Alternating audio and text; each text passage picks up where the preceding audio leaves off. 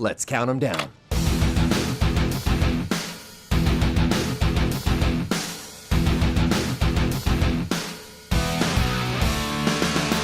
First up, Winchester. What you get with Winchester is an interesting story and some great character building scenes that are horribly stifled by the same old cookie-cutter horror tropes, such as predictable jump scares and wannabe scary imagery. Both Jason Clarke and Helen Mirren are pretty great in this, especially in their scenes they share together having conversations about each other's pasts. While I won't say if the ghosts are real in this movie or not, I will say that I like the bit of bait and switch that this movie pulls on the viewers at first.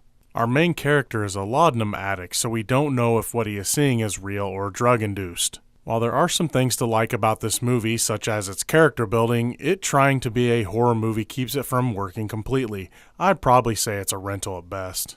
Next up, Hostiles. This is one of those movies that knows how to grab you quick by letting you know that this isn't gonna be a fun ride for the movie's characters or the viewer. What I really liked about Hostiles is that it deals with a lot of different relevant subject matter but keeps all of it pretty easy to follow. In what could have been a pretty simple escort mission style movie, this one turns into a story about self-discovery, prejudice, insanity, friendship, family, and just how cruel the world and war can be. We quickly learn that even if we can change, it doesn't mean the world will change with you. Things can get interesting when the world is a movie's antagonist. Christian Bale is pretty fantastic as the lead in this, and also the movie has a great supporting cast, including Rosamund Pike, Wes Studi, Ben Foster, and others. While Hostiles isn't a perfect movie, it is still one that I would highly recommend.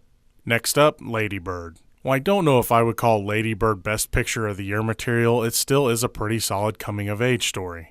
Saoirse Ronan and Laurie Metcalf both put on great performances as daughter and mother, and both are nominated this year for Oscars, Best Actress and Supporting Actress respectively. This movie's greatest strength is that it feels about as real life as you can get, which is something that has people wondering if it is based on writer-director Greta Gerwig's real life. She denies this, but says that the character of Lady Bird is the girl she wished she could have been, in a way. What you get with this movie is a short snippet of the life of a high school senior girl in 2002. Again, while not Best Picture of the Year material like the Oscars think it is, I still would recommend it. Lastly, I, Tonya. This was a movie that I was really looking forward to and am happy to say that it was totally worth the wait.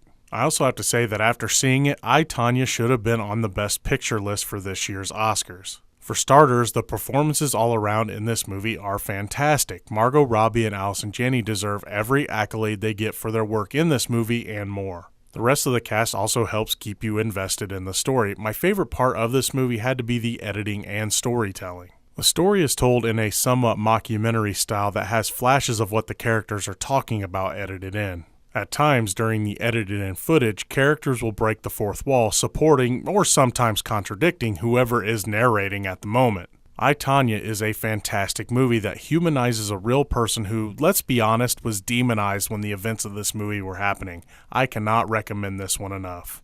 Until next time, this has been Gino Reynolds from The Real Gino.